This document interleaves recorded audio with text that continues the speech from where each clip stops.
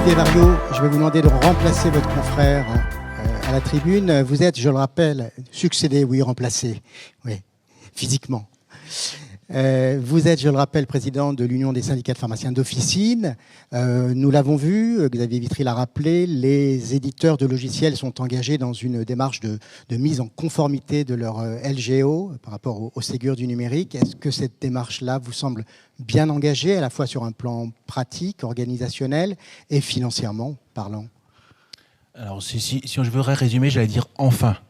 Enfin, nos logiciels vont quitter le camp du commerce pour aller dans le camp du professionnel de santé. Ce qu'on attend depuis longtemps, hein, les comptables l'ont dit tout à l'heure en disant dans les officines, la partie espace de vente va tendance à se réduire pour aller vers la partie service.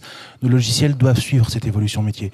Ce sont des formidables outils de gestion, comme l'a dit Philippe, tant de commandes, de tiers payants, de facturation, mais en termes de suivi patient, c'était pas forcément encore ça qui était ça.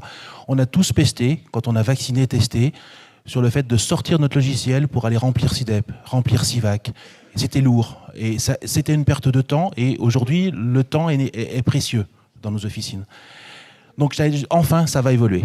Donc c'est très bien, c'est une vraie évolution en termes de patients et en termes de sécurisation aussi. Alors au passage, on sent une certaine impatience des professionnels à avoir négocié ce virage numérique. Est-ce que vous sentez la même impatience chez vos patients ?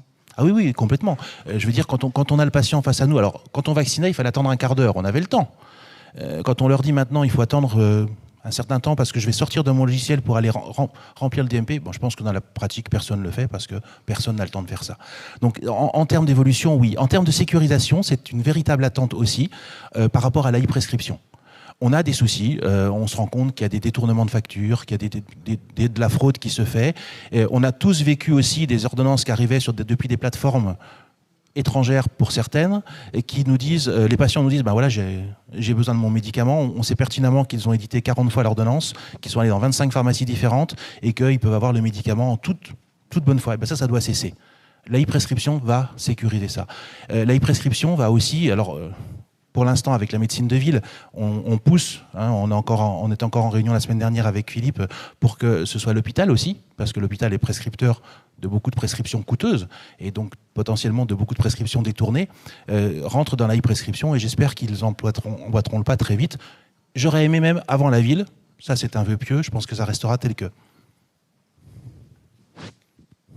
Merci. Est-ce qu'il y a une question ou des remarques par rapport à l'exposition ?